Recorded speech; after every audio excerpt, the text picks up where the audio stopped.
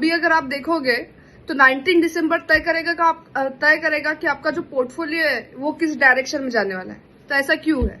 तो 19 दिसंबर को ना जापान की जो बैंक है, that is central bank of Japan, ये डिसाइड करने वाली है कि जो रेट है, इंटरेस्ट रेट, ये बढ़ा है या नहीं बढ़ा है।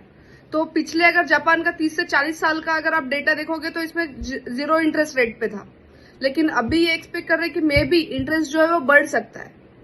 ठीक है, तो इसका ग्लोबल मार्केट पे क्या इम्पैक्ट होगा और इसे किस तरीके से हमें टैकल करना है, चलिए देखते हैं।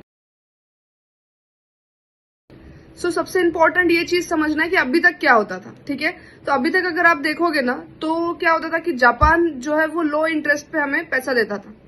तो वो जो लो इंटरेस्ट से पैसा लेके हम क्या करते थे, मतलब जैसे कि यूएस मार्केट हो गया, इंडियन स्टॉक मार्केट हो गया, क्रिप्टो मार्केट हो गया, ये सारे जो रिस्की एसेट है उसमें पैसा लगाया जाता था और वहां से अच्छी अर्निंग होती थी।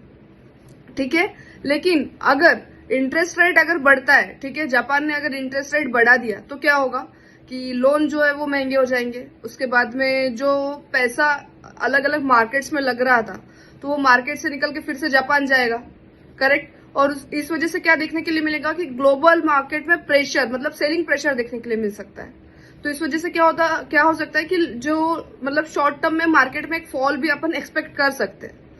ठीक है, अगर सपोज इंडियन मार्केट या यूएस मार्केट से पैसा निकाला जाता है तो पैसा निकलेगा तो ऑटोमेटिकली जो शॉर्ट टर्म में जो एक फॉल देखने के लिए या फिर करेक्शन देखने के लिए मिल सकता है। दूसरी चीज ये है कि क्रिप्टो में वोलेटिलिटी बढ़ सकती है और या फिर फॉल भी देखने के लिए मिल सकता है।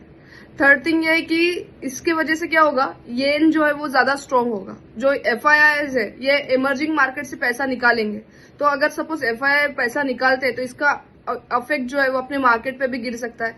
थोड़ा शॉर्ट टर्म में एक करेक्शन हमें देखने के लिए मिल सकता है। और सेकेंड थिंग ये है कि इसका बेनिफिट किसे होगा, तो इसका बेनिफिट होगा बैंक ऑफ जापान को, जो स्टॉक बेनिफिट ले सकती है। तो इसीलिए बोला जा रहा है कि 19 दिसंबर जो है वो बहुत ज्यादा इंपॉर्टेंट डेट है, क्योंकि यही तय करेगा कि आपका पोर्टफोलियो किस डायरेक्शन में जा रहा है।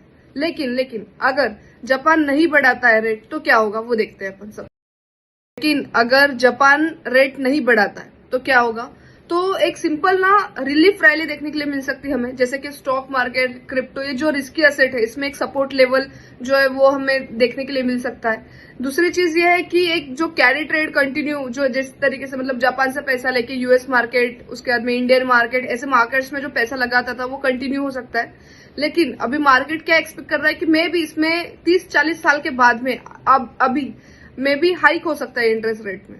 तो अगर ऐसा नहीं होता है, मतलब कुछ भी इंटरेस्ट रेट में चेंजेस नहीं आते, तो मार्केट जो है बाउंस भी कर सकता है। तो इसके अंदर हमें क्या करना चाहिए, रिटेल इन्वेस्टर्स के लिए क्या सबसे ज्यादा मीनिंगफुल चीजें रहेगी, तो वो देखते हैं।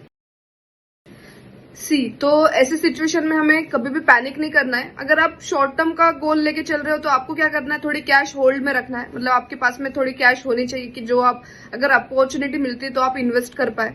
दूसरी चीज ये है कि अगर लॉन्ग टर्म इन्वेस्टर में से एक हो तो आपने क्या करना है, क्वालिटी स्टॉक फंडामेंटली देख के अच्छे से पिक करना है। ठीक है, और उसे होल्ड करना है क्वालिटी स्टॉक को, क्योंकि ये जो करेक्शन जो भी आता है ना वो टेम्पररी होता है, शॉर्ट टर्म के लिए होता है, लेकिन लॉन्ग टर्म में हमेशा बेनिफिट देके जाते हैं जो अच्छे स्टॉक्स होते हैं। वो ओवर लिवरेज नहीं करना है। ठीक है, कैश में रहो जितना पॉसिबल है उतना, क्योंकि ये जो ट्रेड डील्स है ये बहुत ज्यादा इंपॉर्टेंट है। अभी अगर आप देखोगे तो जापान का जो ये ट्रेड डील है, ये जो इंटरेस्ट रेट का जो सिनारियो चल रहा है, ये सिर्फ जापान का फ्यूचर नहीं बल्कि पूरा ग्लोबल पोर्टफोलियो का फ्यूचर तय करने वाला है। तो बने रहिएगा, 19 दिसंबर का वेट करते हैं, देखते हैं हाइक होती है नहीं होती है और मार्केट किस तरीके से रिएक्ट करता है।